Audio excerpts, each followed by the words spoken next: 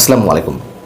প্রিয় দর্শক, আগেই জানিয়েছি প্রধান উপদেষ্টা তার পদত্যাগ নাটকের মাধ্যমে উল্টো এখন রাজনৈতিক চাপের মুখে রয়েছেন। এখন এর সঙ্গে যেটি যুক্ত হয়েছে, তিনি তাকে কাজ করতে না দেওয়া হলে জাতির উদ্দেশ্যে জানাতে চেয়েছিলেন যে তিনি পদত্যাগ করবেন এবং তার জন্য যে খসড়াটি তৈরি করা হয়েছিল ভাষণের, সেটি প্রচার হলে আরও বেশি হাস্যরসে পরিণত হতেন। এবং এই ভাষণের খসড়া নিয়ে এখন দেশ বিদেশের নানান গণমাধ্যমে নানান ধরনের কথা হচ্ছে, এমনকি নিউ ইয়র্ক টাইমসের মতন গণমাধ্যমেও তার সম্পর্কে অনেক কথা বলা হয়েছে। সে বিষয়ে আমি পরে আসছি। আমরা শুক্রবার শুনছিলাম যে তার ভাষণ রেকর্ডের জন্য যমুনাতে বিটিভির ক্যামেরা গেছে, যদিও পরবর্তীতে তা স্থগিত করা হয়। এখনও শোনা যাচ্ছে শনিবার তিনি জাতির উদ্দেশ্যে ভাষণ দিতে পারেন। ভাষণ তিনি দিতেই পারেন, কিন্তু যে কথাগুলো খসড়াতে ছিল সেগুলো যদি আবারও আনা হয় তা মানুষ আসলে খুব বেশি গুরুত্বের সঙ্গে নেবে না। তিনি পদত্যাগের চূড়ান্ত কোনো সিদ্ধান্ত নিলে সেটি তিনি জাতিকে জানাতে পারেন, কিন্তু আমাকে এ করতে দেওয়া না হলে, ওটা করতে না দেওয়া হলে আমি পদত্যাগ করব, না হলে আমাকে একা কাজ করতে দেওয়া হবে, এগুলো ছেড়ে মানুষই হয়ে যায়। কি ছিল সেই খসড়াতে? তিনি সেখানে বলতে চেয়েছিলেন যে তাকে বাদ দিয়ে নতুন করে অন্তর্বর্তী সরকার গঠন করা হোক। অন্তর্বর্তী সরকার পরিচালনা করতে গিয়ে কোথায় সমস্যা হচ্ছে, তার কি প্রয়োজন, এসব কথা তিনি বলতে চেয়েছিলেন। এবং দেশের যা পরিস্থিতি, তাতে নির্বাচন হলে আদৌ তা সুষ্ঠু হবে কিনা তা নিয়ে তিনি সন্দেহের কথা বলতে চেয়েছিলেন। ভোটে ব্যালট বাক্স ছিনতাই হবে কিনা, ব্যালট বাক্স ছিনতাই হলে বা ছিনতাই হওয়ার পথে সেগুলো আটকাতে পুলিশ পারবে কিনা, পুলিশের সক্ষমতা আছে কিনা, এসব বিষয়ে তিনি যথেষ্ট সন্দিগ্ধ। এগুলো তিনি ফুটিয়ে তুলতে চেয়েছিলেন। এবং এই ধরনের কোনো নির্বাচনের পরিস্থিতি হলে বা নির্বাচন ব্যর্থতায় পর্যবেসিত হলে তার দায়িত্ব তিনি নেবেন না। দেখুন, এই কথাগুলি, এই আশঙ্কাগুলি আমরা করে আসছিলাম। দেশের যে অবস্থা কেন ঠিক করা হচ্ছে না? ইচ্ছাকৃতভাবে দেশকে অস্থিতিশীল অবস্থার মধ্যে যতক্ষণ রাখা যায় বলা সম্ভব হবে যে নির্বাচনের পরিবেশ নেই। আমাদের এই কথাগুলো তো অলরেডি রেকর্ডেড, পিছনে গিয়ে শুনতে পারেন যে আমাদের বিশেষ আমার এই চ্যানেলে এই কথাগুলো বলা হয়েছে কিনা। এবং সেগুলোকে তিনি ক্যাশ করতে চেয়েছিলেন। আইন শৃঙ্খলা রক্ষার নামে যে অপারেশনগুলো পরিচালিত হলো, সেখানে তো একটি বিশেষ রাজনৈতিক দলকে টার্গেট করা হয়েছে, তাদের নেতা কর্মীদেরকে গণহারে গ্রেপ্তার করা হয়েছে, প্রকৃত অপরাধী কজনকে আটক করা হয়েছে।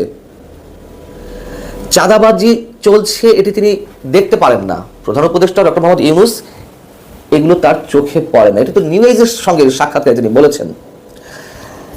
নিউ ইয়র্ক টাইমস এবার কি বলছে? নিউ ইয়র্ক টাইমসের শিরোনাম হচ্ছে বাংলাদেশের leader threatens to resign over election pressure.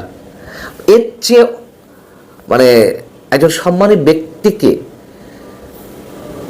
ছোট করার জন্য আর কিছু প্রয়োজন আছে? বা তিনি যদি নিজেই ছোট হতে চান, নির্বাচনী চাপ বাড়ার জন্য তিনি পদত্যাগের হুমকি দিচ্ছেন। নিউ ইয়র্ক টাইমস কি বলছে ভিতরে? 9 মাস হতে চললেও অন্তর্বর্তী সরকার সবাইকে হতাশ করেছে। যারা দ্রুত নির্বাচন চান তারা তো হতাশ, এর বাইরে আরো অনেকে। এখন দেশটির নেতা, শান্তিতে নোবেল বিজয়ী মোহাম্মদ ইউনূস হুমকি দিচ্ছেন যে যদি তাকে তার কাজ করতে দেওয়া না হয় এবং ধীর গতিতে দেশকে নির্বাচনের জন্য প্রস্তুত করার সুযোগ না দেওয়া হয়, তাহলে তিনি পদত্যাগ করবেন। এখানে বলা হচ্ছে বর্তমানে দেশের সবচেয়ে বড় রাজনৈতিক দল সেনাবাহিনীর বিএনপি এবং সেনাবাহিনীর মধ্যে বিকাশমান ঐক্যের কারণে তিনি বাধাগ্রস্ত অনুভব করছেন। এই ঐক্য তার নীতিগুলোর সমালোচনা করছে এবং বলছে তিনি নির্বাচনের পরিকল্পনায় অত্যন্ত ধীর গতিতে এগোচ্ছেন। প্রধান উপদেষ্টার কার্যালয়ের বা যমুনার বা তার বাসভবনের কোন এক কর্মকর্তা নিউ ইয়র্ক টাইমসকে জানিয়েছে যে এবছর নির্বাচন হওয়া উচিত বলে সেনা প্রধান সম্প্রতি যে বক্তব্য দিয়েছেন তাতে অখুশি হয়েছেন মোহাম্মদ ইউনূস। সে সঙ্গে রাজনৈতিক প্রতিপক্ষগুলোর সমালোচনায় তিনি মানসিকভাবে বিপর্যস্ত বোধ করছেন।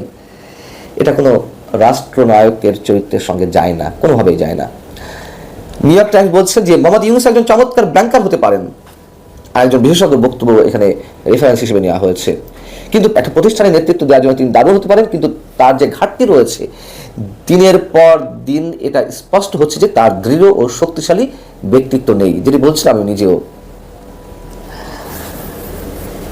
প্রধান উপদেষ্টার এই ধরনের তার সম্বন্ধে যে নানান ধরনের গল্প প্রচলিত আছে তা এটারই সাক্ষ্য দেয়। ওয়ান-11-এর সময়ও সামরিক কর্মকর্তারা, সামরিক সদস্যরা তার বাড়িতে গিয়েছিলেন। ওয়ান-11 সৃষ্টির আগে তাকে তৎকালীন তত্ত্বাবধায়ক সরকারের প্রধান হতে বলেছিলেন, কিন্তু তিনি একটা জায়গায় গিয়ে আপত্তি তুলেছিলেন যে তার প্রশ্ন ছিল কতদিনের জন্য এই অন্তর্বর্তী সরকার। তখন বলা হয়েছিল 3 মাস, ম্যাক্সিমাম 6 মাস। তিনি এত অল্প দিনের জন্য আসতে রাজি হননি, এটি আমরা জানি। বর্তমানে তিনি একটি দীর্ঘ মেয়াদের পরিকল্পনা নিয়ে এসেছেন। 1 বছর তো হতেই চললো, 9.5 মাস হয়ে গেছে। আগামী ডিসেম্বরে যদিও নির্বাচন হবে কিনা যায় না, ধরে নিলাম ডিসেম্বর পর্যন্ত, তাতেও তো সেই সরকার 1.5 বছর পর্যন্ত মেয়াদ পায়। আরও বেশি হলে আরও 2 বছর। আবার রদ তো তোলা হয়েছিল যে 5 বছর তাকে নির্বাচনে, মানে 5 বছর ক্ষমতা দেখতে চাই কেউ কেউ, এবং তিনি নিজেও সেটি প্রকাশ করেছিলেন আর জাজিরার সঙ্গে। কিন্তু তিনি কীভাবে ক্ষমতা থাকতে চান? তিনি যে একটা বিশেষ রাজনৈতিক দলের পক্ষ হয়ে কাজ করছেন তা তো গত 3-4 দিনেই বোঝা গেছে। তার বাসভবনে কিংবা তার কার্যালয়ে সহজে অন্য কোনো রাজনৈতিক দলের নেতারা ঢুকতে পারেন না। সেখানে জাতীয় নাগরিক পার্টির নেতারা যখন তখন যেমন খুশি সেভাবে তারা প্রবেশ করছেন, তার সঙ্গে বৈঠক করছেন। এই অবস্থায় এসে যে নাটকটি আমাদের সামনে উপস্থাপন করা হয়েছিল, আগেই বলেছি এটা একেবারেই ফ্লপ। উল্টো মানুষের কাছ থেকে তিনি যেটি আশা করেছিলেন, বিশেষ করে রাজনৈতিক দলগুলোর কাছ থেকে, রাজনৈতিক দলগুলোর মধ্যে একটা উন্নাসিক ভাব, তিনি গেলে যাবেন, নতুন বিকল্প খুঁজে নিতে হবে, কারোর জন্য কেউ বসে থাকে না। এখন তিনি পড়ে গেছেন ক্রস ফায়ারে। আর যদি কোনো ভাষণ আমাদের সামনে দেন জাতির উদ্দেশ্যে, দেখা যাক কি বলেন তিনি, আবার না জানি কোনো হাস্যরসে পরিণত হন। তার জন্য শুভকামনা অবশ্যই আমাদের। ভালো থাকুন সবাই, আল্লাহ হাফিজ।